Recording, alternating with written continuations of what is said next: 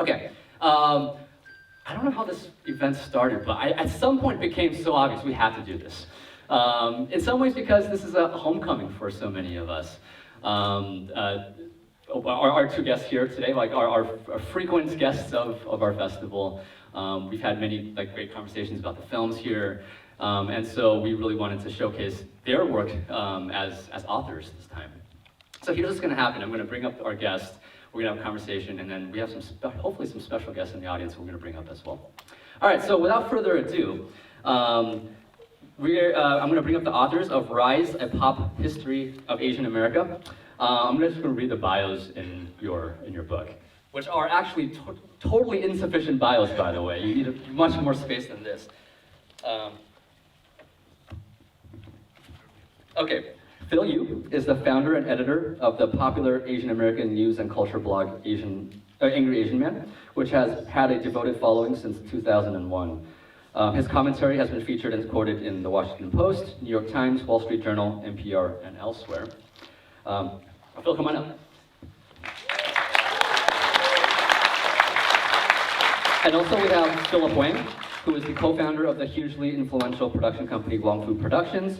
Since the mid-2000s, his creative work has garnered more than 3 million subscribers and 500 million views online, as well as recognition from NPR and CNN for its impact on Asian American representation. Welcome, Philip.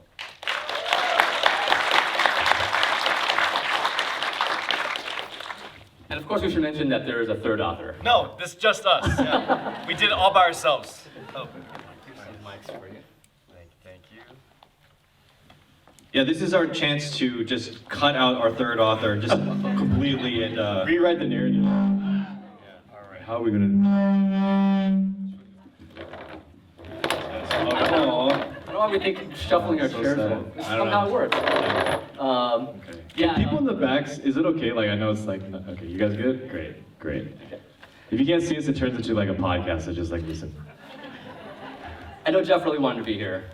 Yeah, Jeff had a scheduling snafu. I will totally blame him for all of that. He just was not. We've been promoting the book nonstop, so our schedule is insane. And tonight he'll be chilling with Michelle Yeoh and not us. So I don't know. I guess that's fine. I'd rather be here with you guys. I would too. Yeah. Well, clearly you chose here. You could have been there. I chose here. Yeah. Yeah. In fact, I think I was on the email thread where he invited the two of you, and then you didn't say anything, and now you're here. So thank you. Yeah. We were like, this is it. This is the only show in town right now. I really was really excited to come to this, and when it was first brought up, it was like, no question, we got to do this, just because, as you were mentioning, San Diego, as a city, for me, and then also the SDAFF, for us is a very important organization that holds a very special place in my heart, at least, yeah. Thank you. Yeah, and I've come to the San Diego Asian Film Festival, like, I've actually lost count, like, for a What bit. year was the first one that you 2004 was my first one. You beat me by 1 year. And I went consistently until my kid was born in 2016. So like there's like a broken streak from 2004 to 2015. And then I've known Brian before he was with the festival. So I thought you were about to say before he was born. Yeah, I was like, I believe also that. before he was born. Yeah. Well, so both of you are probably best known for your contributions to the internet, right? Like, before we knew what a blog was, there was Angry Asian Man. Before we knew what a streaming service was, we knew what Wong Fu Productions was. So you were very much like internet media people. So why book? Right, like a physical book. You have like millions of followers. Why book? I don't know, man. No, that's a great question. I think, you know what, it's funny, like people as the internet and blogs were coming up, everyone was like, oh, the books and print is dead, but there's something that you just can't compare to having a physical, tangible, document in your hands. It's a record, it's a record you can hold in your hand, and also, I mean, there's something to be also said about like experiencing this book itself as not as an ebook or whatever as digital copy, but like actually going through this physical copy, because the physical copy itself is itself like a sort of a work of art, right? Like there's so much cool stuff and cool visuals, and it's illustrated by so many awesome people. I was talking to someone that was basically kind of just was joking that technically everything in the book you can find online. It is all there. If you went into webarchive.org or whatever, you could find all the things that we're talking about. You could find great pieces. All of our contributors have pieces that you can find. But there's something very special of it all coming together, that you can go from like, just jump really quickly and all compiled, and literally just follow the progress over the last 30 some years, and there's something really special about that experience, I think.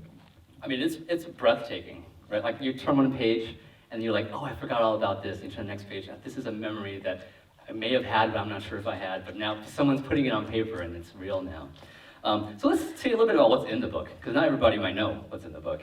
So you go through, you have 3 main sections: the 90s, the 2000s, and the 2010s. How did you come to that structure? Because you could have started any decade before that.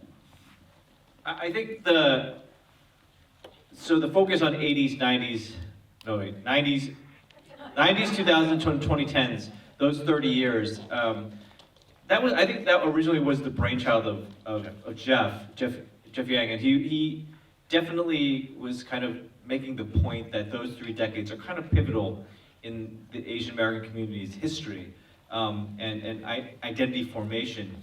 In that, so this is the part where Jeff always talks about. So I'm gonna say it was like the coming of age Yeah. for like a lot of the first wave generation that kind of immigrated here when kind of things opened up. Post 1965, the Hart-Celler Act, and so a lot of those people who were born after that came of age in the 90s and 2010s, and as the children of these immigrants, largely, not exclusively, and we were sort of tasked with,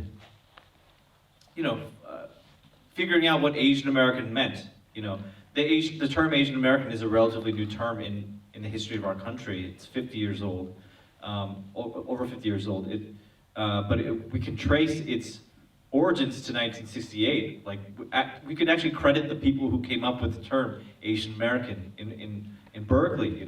They came up with this idea that they wanted a name to march under at a rally in support of Huey Newton and a Black Panther who was imprisoned, and they came up with this name, Asian American Political Alliance, and created a literal banner, right, with that name on it. And soon thereafter,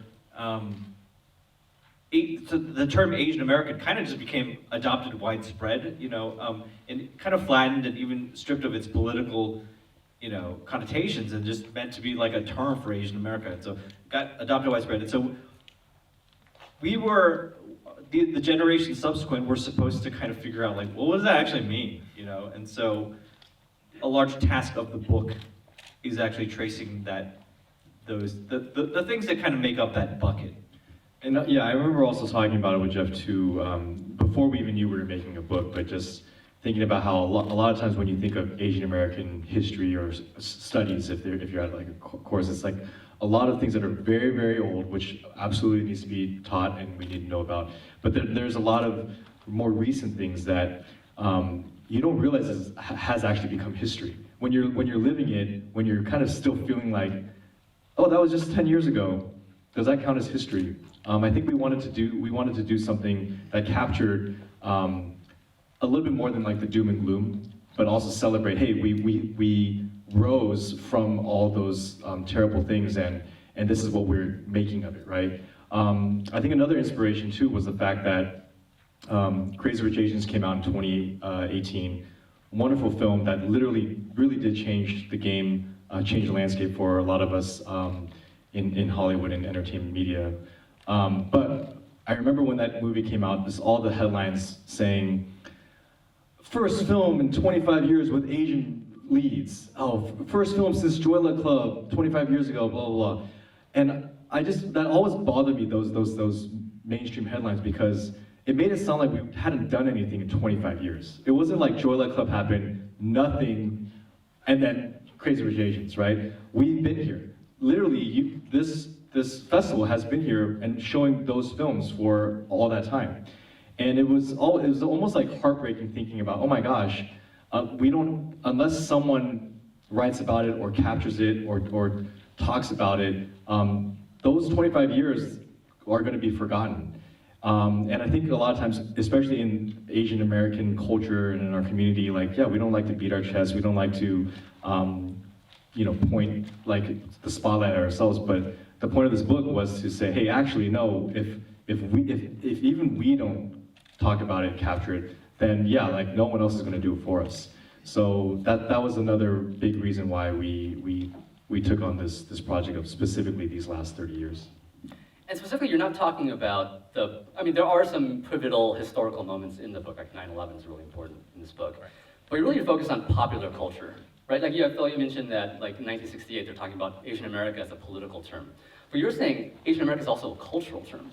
There's a pop culture here. This is not a history of Asian American pop culture. It's a pop history, a popular history. And so there's going to be a lot of stuff, like obviously we have a preoccupation with media and entertainment and representation. I mean, like, we're here because we care at this festival about that stuff. But it's also the stuff that kind of permeated and popped open things for Asian America in mainstream culture, that built foundations and things that we can credit for, like, oh, that was kind of a big deal, and that, you know, that was a foundational moment for, say, like Jeremy Lin, for example. Like that was like, you know, it was a big deal, and we kind of want to go into like why that was meaningful to us and why that was meaningful to sort of the larger conversation about Asians in America. Yeah, and I want to also make sure it's very clear too. Like we definitely wanted to hit those moments that broke through the mainstream, because yes, anything that hits mainstream like does elevate our, I guess, awareness of who we are and what we are. But what I'm most proud of in the book are like the deep cuts, are the things that were, if you know, you know, or if you had to be there, or was that, I thought that was just a thing for me. Oh, that's so cool that that was a thing for everyone else, that, yeah, like that mainstream and, you know, white systems would never know about.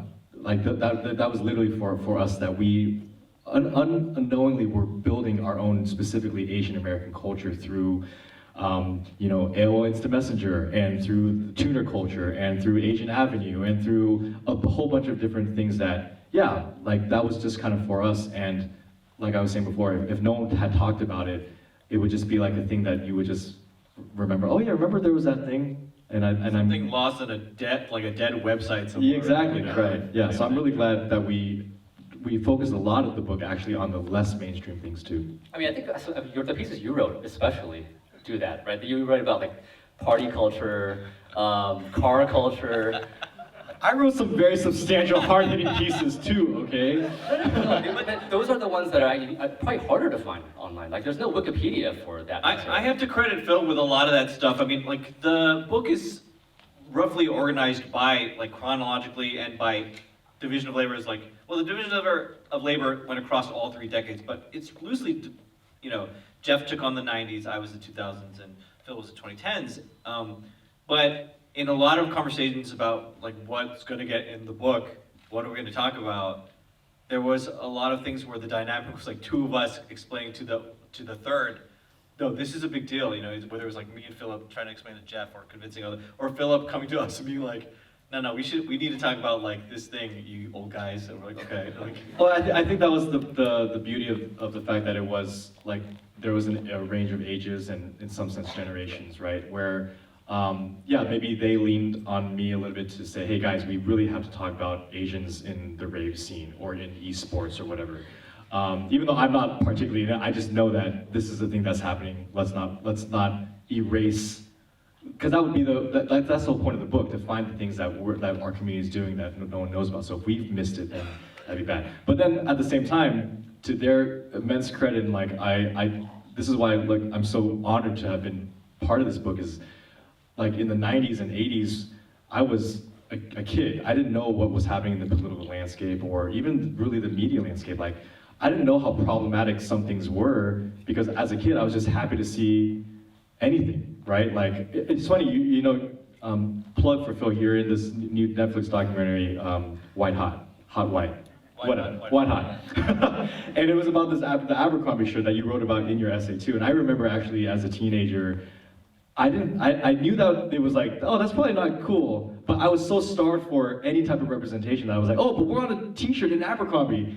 That's cool, I want that. So they brought in a whole different perspective of so many things that I was not aware of when I was a middle school or elementary school kid. And yeah, we kind of bounced back and forth. The main thing that we always bring up is they really insisted on doing a piece about bizarre love triangle and how important it was to a certain your generation in the late 80s. Or like new wave in general, like just, you know, like New Order and Erasure, that genre of music was like a really big deal to a certain generation of Asian Americans. And that kind of goes along with that, again, it's like part of us trying to highlight, like a lot of people might not know that, you know, and that definitely falls under the category, like things that are not Asian or Asian American, and yet Asian Americans love that shit, you know, like, so, yeah. The other one that Phil and I were trying to convince Jeff of was that, like, we're like, you know, Rufio from Hook, Dante Bosco, that was a big deal. Like, that was a huge deal, and Jeff was like, so long ago. No, man, it's iconic. So you mentioned division of labor, and really, like, you are the credited authors of the book, but there are actually a lot of authors in here. Can you talk about, like, why you decided to open it up to so many contributors, and then how you ended up finding them? The fact that the two of us are both named Philip already shows you how, like, diverse you know, like, from where we were starting. And we were the first to recognize that, hey, if the three of us are going to be, like, you know, at the helm of this book, we are three East Asian straight men that are supposed to capture this entire, like, we're not we're not a monolith. How are we supposed to take that on, right? So we were very like intentful from the beginning that we need to find people, contributors, artists, collaborators that represent the greater diaspora of what we're trying to represent. And not just for diversity's sake, but also because we knew that the things that we were going to write about, we didn't know everything. There's no way that we could write about, I couldn't write about the Bhangra college scene. I couldn't write about, spelling bees, or the K-Town riots. There's so much stuff that, when we were coming up with, like, the list of what we wanted to write, we literally were just going down that list and saying, oh, I know someone who would be great for this. Oh, I know this person already wrote a piece about this or wrote an entire book. Like, that's kind of how we went about it. And it wasn't a very scientific process of what we decided to put in this book. It was actually very, just kind of, I don't want to say thrown together, but we started during the pandemic, like the beginning of the pandemic. So April 2020 is when, like, the book was finally picked up, and we're excited. Oh, now we have to actually go do it. And this is, and once, as we talked more about what we wanted to put in, I think that's when, like, we started, like, sweating a little bit, because we realized that we had maybe bit off a little bit too much than we could chew. And so we literally just opened up a Google Doc. Everyone's in lockdown. We just were on Zoom, and we just started, like, riffing and say, hey, what should be in this book? What were things that you remember during your, decade that we should talk about? And we just started throwing stuff at the wall. And thankfully, like, you literally have a blog that captured the events of these decades. Jeff had a magazine, and so, like, their knowledge of just events was so crucial. But we just had a long list and just started taking things off, or saying, hey, we're a little bit underrepresented in some of these areas. Let's make sure, like, to add more into the mix. That's kind of how we approached it. And what it makes it really fun then is you have these guest contributors who pop up over and over again in the book, actually. Yeah. So you have, like, Nancy Wang Yan, you have the discretion critics, like, they talk about the 90s, most disgraceful Asian moments in the 90s. And then a few pages later, in the 2000s, they're like, all right, let's talk about the 2000s. And so they become authors as well. How did that come about, like, this kind of structure? Well, I mean, naturally, because you're doing the 90s, do the 3 different decades. I don't know if originally we were like, oh, should we just do a piece on discretion? So we're like, no, we should do one, like, we should give them space for all 3 decades. Or the thing about the yellowface one that Nancy Wang Yuan does, it's like, there's so much yellowface that has happened in the history of cinema. Like, we could just put it into one, and we're like, why don't we just make it a recurring piece? And unfortunately, it was happening way up into the 2010s, right? So, yeah, I mean, we thought it would be fun after a while. like it's a natural way to have those runners. I mean, I have one that's called Undercover Asians. Yeah. Which was super fun. It's Super about fun. all the people who you did not realize were Asian in the Yeah. 90s, the 2000s, 2010s. Yeah, that's a fun one because it definitely reflects that sentiment of like people who are sort of starved for representation their whole lives. That's what they sort of go to. They're like, is Keanu Asian? Like that's a good preoccupation for most of the 90s for a lot of us. Before you could look at that up on the internet, it was like, I think he is. Yeah. Let's see. This, you have something called the Asian American syllabus that also pops up in each of these chapters. And in it, you sort of say, these are, you make a point, this is not the canon. You're not trying to create a No, canon. you wrote that. You compiled that one, man. We're not talking about that. But yeah, but like sort of like in the 90s, like if you want just the entry point, what are the hits of the 90s that we should be talking about? You must have thought about a canon. Like you must have said, we don't want it to be a canon, but we do want it to function a little bit like a primer. There was definitely a long conversation about like we definitely want to have a list of something of like these are canonical texts. These are things that everyone should watch. You know, these are the things that people are always asking me like, oh, do you have suggestions for Asian Americans? Like, dude, there's a whole list, you know, and it definitely reflects what Phil was talking about, like that between Joy Luck Club and Crazy Rich Asians, like, oh my gosh, like we have so much cool stuff that reflects our experiences. But I think what we settled on was like, well, you know what?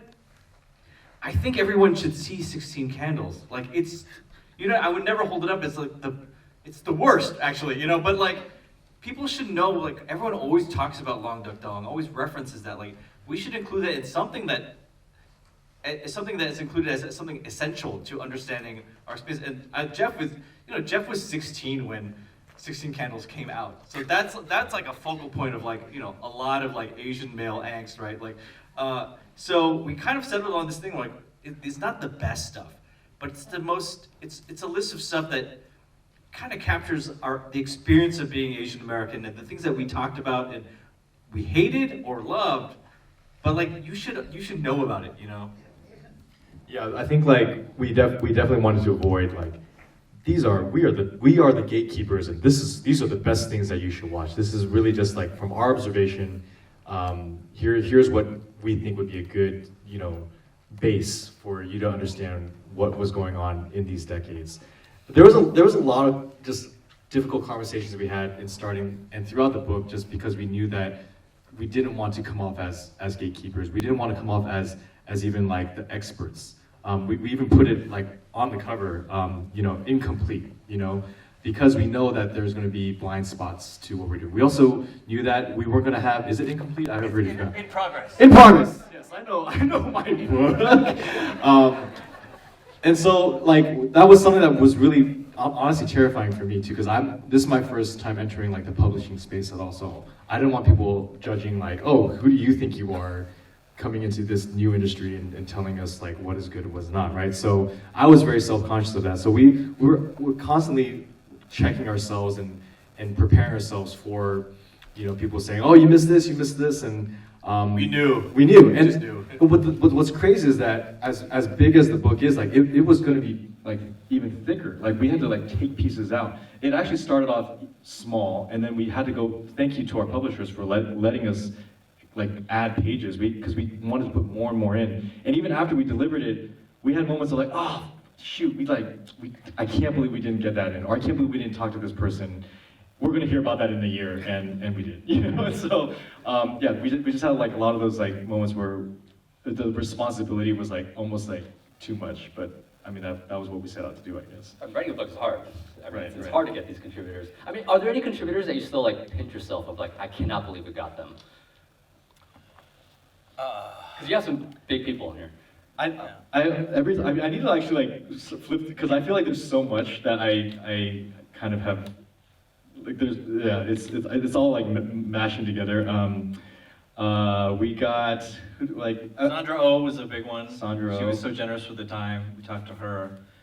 Getting the four daughters from the Joy Luck Club together to have just a chat and reminisce was just a blast actually. That one started off with like Ming now went, like the others three were like, Ming, show us your new bathroom. And they're like, she was like, oh, okay. She took her computer to her newly remodeled bathroom in her house. Like, look, everybody. And I was like, okay, this is a great way to start this conversation. That's the thing too. Like, a lot of these interviews were, I mean, because of the pandemic, we were able to kind of corner a lot of people, and in the sense that we just knew that no one was anywhere, and you got time.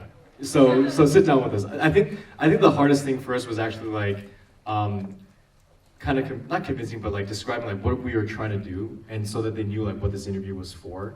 But I think a lot of people were actually like really excited for it because I think even they felt that their story was going to be forgotten, and so they were glad.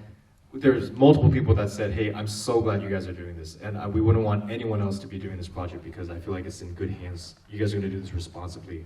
And so people like, yeah, we got the cast of Better Luck Tomorrow to all come back and do a roundtable. Like, that was a moment for me because I was in college when that came out, and I was like, I can't believe we're doing this. And I had a feeling like, when was the last time they thought that they were going to be sitting together again? And then we got to talk to Jin the MC, and he literally took us through his 10-week run. 7-week run on Freestyle Friday, and like broke it down like Michael Jordan. Last Dance, you know Last Dance where he looks at the iPad, like, that's what we got Jin to do. So yeah, and I think like he was very grateful that he could tell his story through this too, and now I think he's trying to write a book. So I'm just glad that we were able to do that for like a lot of people. But then the sad thing is that a lot of these conversations, a lot of these pieces were like 3-hour long like interviews, and we had to like parse it down to 2 pages, 3 pages, right? And so we hope that part of what people feel reading the book is that any of these pieces could be their own individual book. That our culture, our Asian American, culture is actually very rich, and like don't let what mainstream tell you otherwise. Like we've been doing a lot of amazing stuff, and it all deserves to be heard and preserved. So we have some contributors here in the audience. Is Dr. Tao Ha here?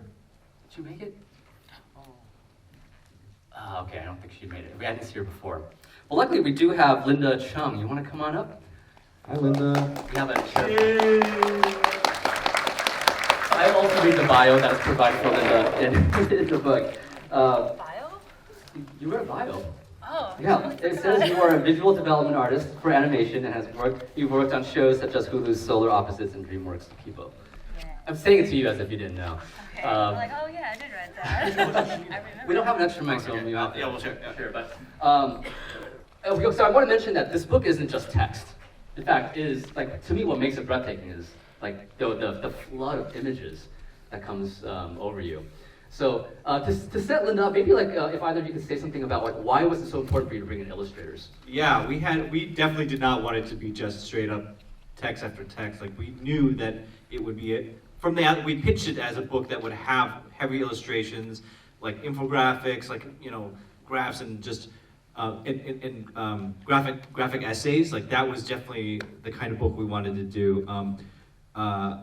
Linda has a bunch of pieces actually in the book that are great. And my question for you actually is, do you have a favorite of the ones that you illustrated for the book? I think definitely one of my favorite pieces would be the first one I did, which was the Hong Kong cinema. Oh, yeah. I think that one I had a lot of fun with just because it felt like a challenging piece because like, oh, you draw a bunch of people in an airplane, and I was like, ooh, okay, I'm up for that. And my background is in background design, so I'm used to like drawing like locations and scenarios, not so much as characters, so that in itself was a very enjoyable challenge. But when I was drawing that piece, I was able to like kind of bring back some memories of when I was watching those Hong Kong cinema, those movies. And I usually have movies or music playing in the background when I draw pieces, just to get into the mood. And so watching them in the back, I was like, oh, I remember this scene, or what was happening when that movie came out. So I think that one was probably one of my favorite due to just like having that nostalgia and kind of like re-educating myself of what that movie has done to my family. Part of the reason why we also had so much illustration is just because of like rights and like license, like getting like actual images or screenshots like is not cheap, right? But actually, I feel like like having it hand drawn makes it feel more alive. If if it was just like, you know, a bunch of Getty images or screenshots, it would feel just kind of like a magazine, you know, that, not to say that, because Jeff's not here, just a magazine. Jeff has a background, he made a magazine. It's gone. Yeah. It didn't work out, man. So yeah, so it feels like very like vibrant and it feels very tangible because everything's hand drawn and Linda was one of many, but really kudos to Linda because she was so easy to work with that we actually just kept giving her pieces. That's why she has so many parts of the book. Yeah, I remember that. I think it started off as one, and then later it was like, oh, how about this one? How about another one? And oh, can you do some yearbook pieces? She was so fast, though. It was amazing. Yeah. And something about it being hand-drawn, right? Like, if you just had a picture of Chai and Fat in the 1980s, that's one thing. But to see it through your hand, is you get the fandom, right? Like, Asian Americans cared about what did Jackie Chan mean to us, or what did Chai and Fat mean to us, or what did, like, Bridget Lin in the blonde wig from Chungking Express mean to us. You feel that. And they could be more imaginative too, right? Because you could get a picture of Chow and Fat, but could you have a Chow and Fat on a plane with Stephen Chow, Jackie Chan? Yeah, we could come up with fun scenarios like that. Yeah. One of my favorite things in the book is the yearbook series. And I don't know whose idea that was, but the idea, so what it is in each of these decades, it's sort of like, what would the yearbook of Asian Americans, well, you all went to high school together. All these celebrities and pseudo-celebrities, who would be voted best, like most likely to become president or something like that. How did that project come about, and then how did it end up in Linda's hands? I think part of the reasoning behind the yearbook piece was like there's like so many people that we wanted to include in the book in some way but we just couldn't, like, how do we include like so and so without, well, we didn't interview them, we didn't really talk about them, but I want to at least acknowledge like their kind of place in sort of like Asian American like community or celebrity culture and that kind of thing. And so that was a good way, like a good spread of the ways to capture a decade. It was like a catch-all for everyone that we couldn't make a piece on. Yeah. And Linda, what was it like for you to work on those, on the yearbooks? I was really surprised on how many Asians were in each decade. I was like, oh, that person's Asian? Like, yeah, I was like, oh, Keanu is Asian. Yeah, so I was surprised at, oh, there's a lot more, and yeah, again, it was just like, oh, I remember watching their movies, and yeah, it was a lot of fun.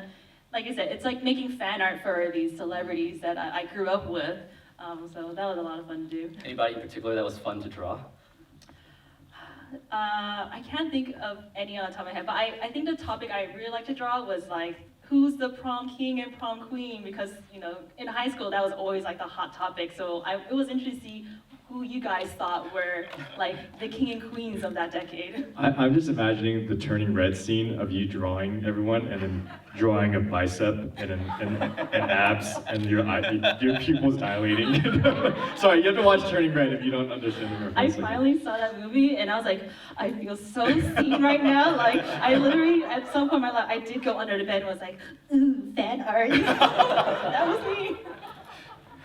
Yeah, for me, these yearbook pages were like, this didn't look like my high school, right? Like, my high school wasn't a bunch of really cool Asian people that would win all these awards, right? Only Arcadia High and Sunny Hills would look like that. Yeah. And Cerritos. And Cerritos. I'm from Cerritos, and it didn't quite Whitney, look like that. sorry, Whitney High School. I'm also from Whitney. Maybe now, actually. But yeah, but it's sort of like this fantasy of what, if we had our own high school, if we were Saved by the Bell, if we had that. So you're not just like recollecting a pop history, you're also inventing one. And that to me is really inspiring. I have to credit Jeff with most of the sort of the ideas behind the yearbook. I think we kind of popped in a couple of countries here there, but he's largely responsible for a lot of the snark in the yearbook ones that are I wonder if Rick Yoon will ever see the because he gets kind of. What was his label in it? I think it was like most likely to win the lottery ticket and then winning the lottery ticket and then lose it or something like that. And I was like, oh shit, Jeff. Jeff was the principal of this high school, essentially. Yeah. Belding. He's Belding. Yeah. I wanted to open it up to the audience. I don't know if any of you have questions. Some of you have read the book already. Some of you are just getting it today. But if you have any questions for the authors.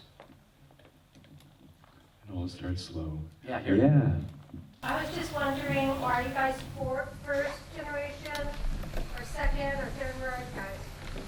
So my parents immigrated here in the early 80s or late 70s. So I was born here. I was born in California, Bay Area. What's up, guys? Bay Area. Hello. Yeah, my parents were immigrated from Korea in the 70s, so, and I was born in America. You know, there is a weird. People often say like, "Oh, I'm first generation, I'm second," and I don't think they know what that means.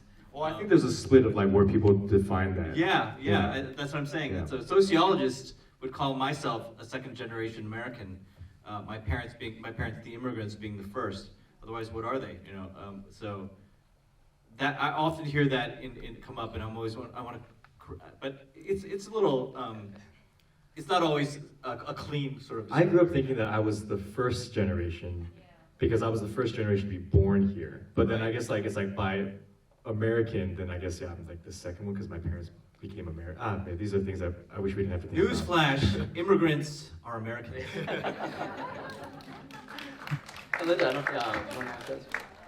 My parents were refugees from Vietnam, so they came also like late 70s or early 80s, and I was born here in California. Actually, a follow-up to this question. Do you think, because some of you are parents now, do you think that the next generation, what would their version of this book look like? Is a book like this even meaningful to them in the same way? That's a great question because we definitely thought about that even when we had the final chapter, which we called Beyond, which was like, I mean, this book is dedicated to those who come next, right? Because we want this to be something that, our children, the next generation can like look on and say, okay, this is what happened, this is how we got here, right? And but yeah, I almost feel like a book like this won't be necessary moving forward. Like we won't need this one big catch-all. And also not because we don't need to talk about things that are important to us, but more so I would hope that there's so much more that we are all creating, that we're all contributing, that a book like this can't even contain it. Like it would have to be like an encyclopedia series, right? Or the fact that we put 3 decades-ish, into 500 some pages, maybe now there would be like we wouldn't be able to do more than like 5 years worth or something, right? And because I think our community is progressing in very positive ways. We are finding our voice, we are finding our footing, we're more bold than before. And so a lot of what this book is capturing the stuff that we were limited for so long. So we only got that one movie a year. We only got that one celebrity that was actually just a side character, but we held that person up as our celebrity because that's all we got. And it was like, we were like almost like given rations for so long. And so we put all the rations together to say, hey, no, this is what we are. But now it's so different. And that's just within like the last handful of years, right? And I really hope that actually like moving forward, we'll actually be able to just have full books about a nuanced topic or a biography about such and such, right? Simu Liu is about to have his own, book that comes out, and in our book, he was just like like one piece, right? So that's what I hope.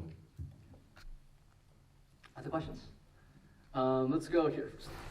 So you mentioned that you started working on this like right at the beginning of the pandemic, and like obviously, the whole state of like Asian Americans changed really suddenly and drastically during this time. So I was just wondering, like, did you have to like rework some parts of your idea, or did you make it more joyful on purpose? Like, how did you kind of deal with that sudden uptick of like anti-Asianness that we started facing in America?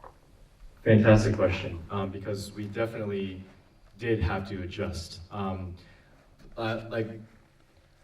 Because a lot of the book is historical, there are some things that, like, so in the before 90s and 2000s and 2010s, things were kind of like locked off. Like, okay, we know that we're going to write about these things, but we literally had a beyond section, right, at the very end, which had an essay that we're supposed to talk about our hopes and dreams going forward. And literally, like, in the 11th hour, like, maybe like 2 months before we were supposed to like turn it in, we said, hey, we have to change our approach to this next essay, and we rewrote it, and we conducted different interviews in a different way so that we could address, like we literally say in that essay, this was supposed to be an essay about, how far we've come, but now we're writing this literally with all this anti-Asian rhetoric and violence that's happening, how are we supposed to, I guess, like, move forward, right? So we had to switch our mentality, but to your point, what you said too, it was very intentional to still make it a joyful book.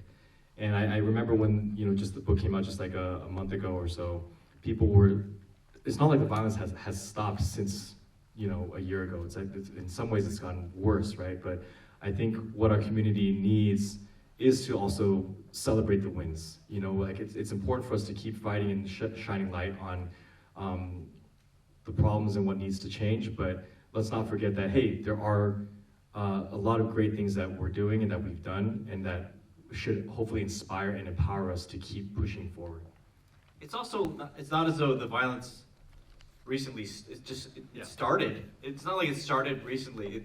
It's been going for a very long time. I would argue that people surprised by sort of things that are happening in current events right now, particularly Asian Americans who are like, why is this suddenly happening? I think it's because we have an ahistorical view of our own history. Like, why a book like this needs to happen. That was in the back of my mind while I was writing it. I was like, we need to have a little more robust understanding of who we are and where we came from, so this kind of stuff doesn't actually surprise us, where we'd be like, oh yeah, this is just kind of like the latest chapter in our history. And so this is an attempt to kind of course correct, fill in some of the gaps, and make it just like a little bit easier for us to understand like who we are and where we came from, and that conversation, not just us, but like at the world at large, is not just starting from like suddenly learning who Asian Americans are right when like we're getting our ass kicked on the street. Like that's like that shouldn't be the thing where suddenly people are like, oh, tell me more about the AAPI community. Like that shouldn't happen when that starts. That should already be ingrained in sort of the fabric of who we are and how we have conversations about Asian Americans. Jeff did a great piece at the beginning of the book in the before section of like the propaganda family tree, which is very educational too, to just see like, yeah, to Phil's point, how long this has been going on. We have been the scapegoat for so many things, from disease to economics to, just political. So great, like we definitely wanted to cover it. And that, again, with the book, we have a lot of shining moments, but we also talk about some very painful things too, right? Because a lot of the pain has shaped who we are today, right? I also remember like when we were writing this, I was like, Warrior finally came onto HBO, so I was watching Warrior. Like I was like deep into that show while we were doing all the research in the book, and I was like so fired up. I'm like, oh my god, this has been going on for so long. Yeah. Other questions? Yeah. So you've already alluded to this being kind of a project in archiving history, and it's only reflective of what you could use of, say, hours of research. So how are you archiving the hours of research that didn't make it into the book? And like, are there hopes to somehow make that accessible as far as like for other people who may want to continue off of this work? I've never thought about it. It's a Zoom file on our computer. A lot of like Zoom interviews and things like that, and like really messy transcript, like auto-transcribe things. That's a good question. We should do something that we're kind of surface the stuff that is on the cutting room floor. If that might get into some territory of like when we had the interview, like they trusted us to like edit it. Maybe the raws they don't want out there. I don't know. And like a lot of them, they're just in their bathrobes and stuff, or like in their cars and stuff. Yeah, it's not like these really polished. But yeah, I think it would be. Yeah, I would love to hear those things too. I mean, if I was on the outside too. So that's a good point. We'll think about that. That's really cool. I actually never thought about the cutting room floor as being that's important to preserve too. we just cut it and didn't look back. Yeah, I think we're just so focused on trying to like get to the finish line and polish it. But no, thanks for planting that seed.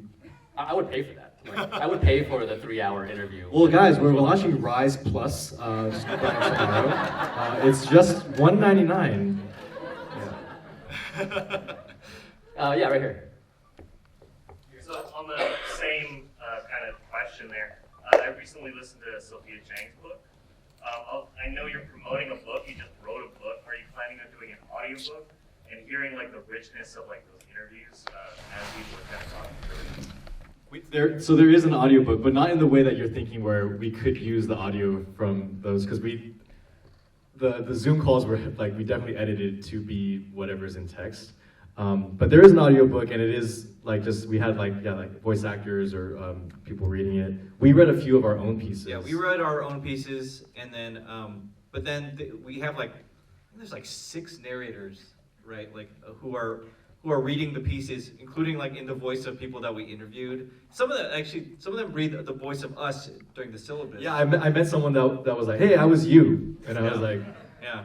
Tell me more. And then so I was actually like skeptical that our book would translate into an audio format, but it is quite compelling and pretty good actually. But there's we have a piece called it's an illustrated list called Stuff Asians Like, and it's just a funny piece, but that one translates to audiobook. It's just a guy being like, Costco, spam, fake luxury goods. There's something missing when you're not getting the visual. That's for sure. Yeah. And of course, you can't translate what Linda did into an audio. Definitely. Yeah. Actually, how did the yearbooks turn out in the? I guess they just. I don't. Yeah, you should. No. It is. It's just like class clown, like Margaret Cho, like that. I saw a hand back there. Yes.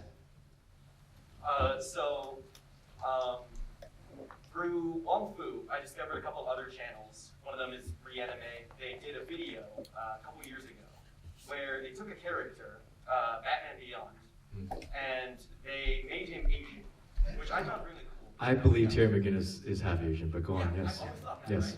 right? I always thought, yo, Terry is Hapa. Yeah. So they finally did it. I subscribe to that theory. Yes. And yes, y'all were talking about what we'll see in like potential second version of a book like this in like 20 years.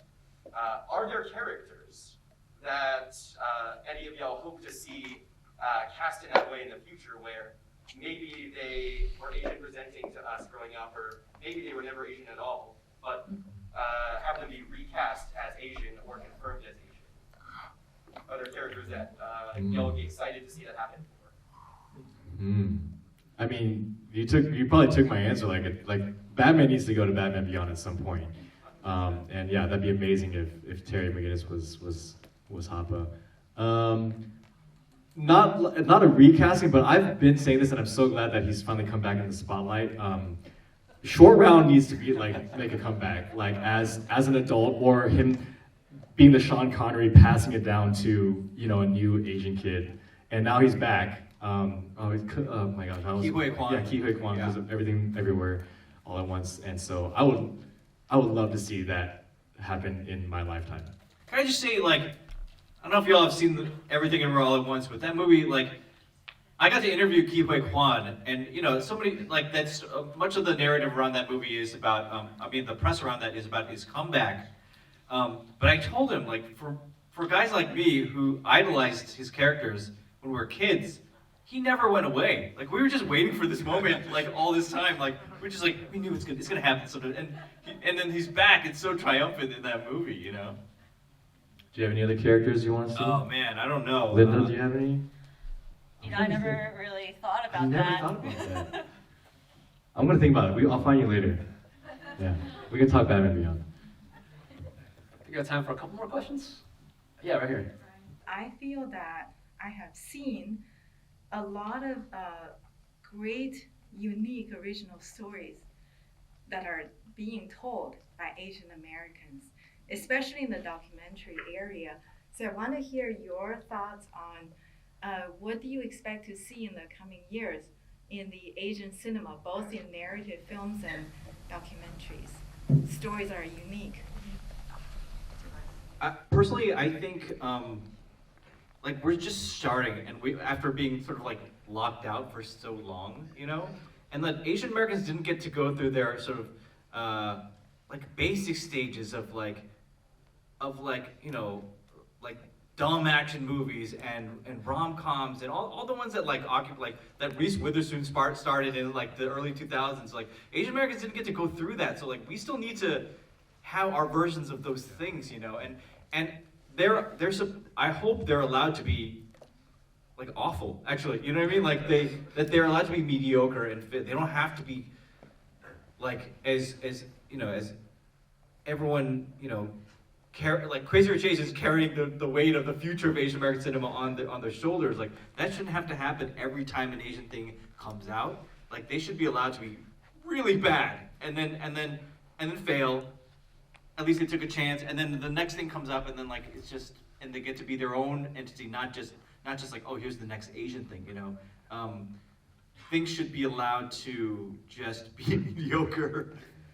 I think what I'm noticing is right now I feel like a lot of the younger filmmakers or there's a generation of filmmakers, maybe it's the millennials, right? They're coming of age, like they're dealing with like a lot of like parental trauma or like generational trauma, and so we're seeing a lot of films that are dealing with that in a variety of genres, and that's super valid and it needs to be captured and needs to be talked about. But kind of similar to you know, Phil's point, like I look forward to the point where we can also have some of these just more genre films, and where the characters are Asian, and perhaps there's like our culture is like a texture of the film, but like yeah, even when I'm pitching some scripts right now, like I get into conversations where and this is with other Asian people too, where like, oh, like this is kind of a trope, you know, like if you want to go to do the story this way, and I'm like, well, no, it's a trope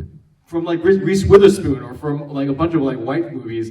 Why can't we have our like a trope too? Like why can't we have our version of that trope? We never got to. Like it kind of sucks that we have to like not have access to see ourselves in those ways, and we have to be reinventive and do all this other stuff. So like it would be nice to also see us have more stoner comedies, bad action movies, really cheesy Lifetime, you know, romantic family dramas. Like I've seen so many we should bad Lifetime like, rom-coms, and I'm like, how did this get, like, why can't this stuff, like, why can't we be in bad ones too? That's what I'm like.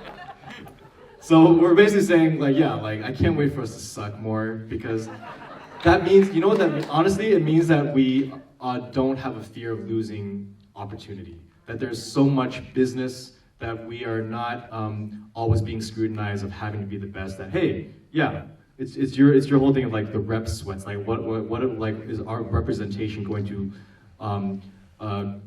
burn down the bridge behind us and no one else can come. It's like, no, there's many bridges now, there's much more opportunity, and I think we're seeing that. I think we are seeing the signs of that right now, which is great, and that makes me excited. I think that's a perfect place for us to end this conversation. Thank you to all three of you for being here today to tell us the story of the book, the story of your involvement with it. We're going to continue this because we have copies of the books. I know many of you brought the books that you already bought for signatures. If you don't have your book copy yet, we're selling them upstairs on the 3rd floor of the Hazard Center. I'm going to be doing a little outdoor reception. Thank you. Real quick, just based on that question too, Phil's blog had honestly had so much impact. Like, you know, just that anecdote reminded me of when I was at UC San Diego, making just like really ridiculous lip sync videos and short films as a college kid. He posted about like one of like the releases, and I thought I made it. I thought that was like our variety. And I'm like, oh my god, Angry Asian Man posted about us, and I know you probably posted in like a more like tongue-in-cheek, like, what the F are these guys doing here? But I felt like that's what we needed at the time, and so it was yeah. Shout out to your blog. Phil, I don't know if you remember this, but the first time we actually met face to face was at the San Diego Asian Film Festival Awards Gala. We were seated at the same table. Oh my god, yeah, you're right. We were in the back corner. We're in the back together. And the movie that won that year was a musical. Was it Colma? It was Colma. Yeah. I just remember that. I was like, oh wow, like I want to be there someday. So, well, you're right. We met here, so that's crazy. Awesome. We're so glad that you can be here today, and thank you all for being here. Thank you all so much. Thank you. We'll see many of you upstairs.